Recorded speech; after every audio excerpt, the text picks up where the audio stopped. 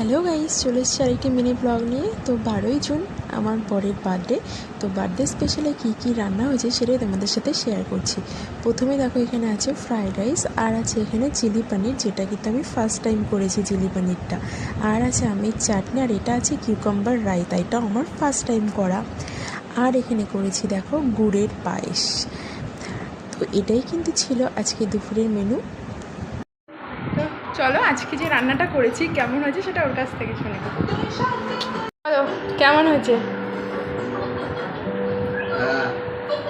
হচ্ছে ফাটাফাটি ফাটাফাটি, খুব ভালো। ফার্স্ট টাইম তুমি চিলি পনির বানালে, তাই তো? হ্যাঁ, ফার্স্ট টাইম। ফ্রাইড রাইস আগেও তোমার হাতে খেয়েছি, ভালো। এইবারেরটা আরও মনে হয়, আমার যা মনে হয় আরও ভালো হয়েছে। চিলি পনিরটা খুব দুর্দান্ত, ভাল লাগছে। ওভারঅল আমার জন্মদিনের স্পেশাল রান্না, আমি খুবই হ্যাপি। তুমি আমার জন্য এত সুন্দর ডিশ বানিয়েছো, খুব ভালো লাগে। Thank you so much. Thank you.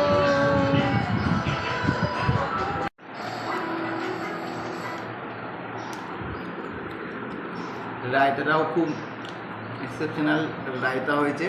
মনে হচ্ছে যে দোকানের থেকেও মনে হয় মানে ফার বেটার। এত এত টেস্ট, খুবই ভালো লাগছে খেয়ে। আর একটা কথা আমি বলতে চাই, হয়তো অনেকে কোয়েশ্চেন করবে আজকে আমার বার্থডে, সেই হিসাবে কেন শুধু ভেজ। তো সেই জন্য আমি বলতে চাই যে আমাদের পরিবারের একজন মারা গেছে, সেই জন্যে আমাদের ওষুধ চলছে। তো ওই জন্যে আমার ওয়াইফ আমার জন্যে ভেজের ডিশ বানিয়েছে। Thank you. তারপরেই দেখো, আমি এখানে কিন্তু প্রিপারেশান নিচ্ছিলাম কেক বানানোর। এখানে কিন্তু আমি ম্যাঙ্গো কেক রেডি করছিলাম, আস্ত একটা ম্যাঙ্গো দিয়ে ম্যাঙ্গো কেক। ঠিক এইরকমভাবে আমি রেডি করেছি। আর এটা হচ্ছে ম্যাঙ্গোর কেকের ফাইনাল লুক, দেখতেই পাচ্ছ কি সুন্দর হয়েছে। আমি কিন্তু কেক ফার্স্ট টাইম বানালাম।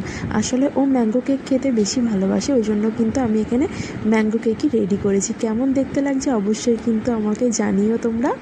চলো দেখাই তোমাদেরকে আমি কিভাবে ডেকোরেশন করছি। তারপরেই দেখো, আমি এখানে ডেকোরেশনটা সুন্দর করে নিয়েছিলাম।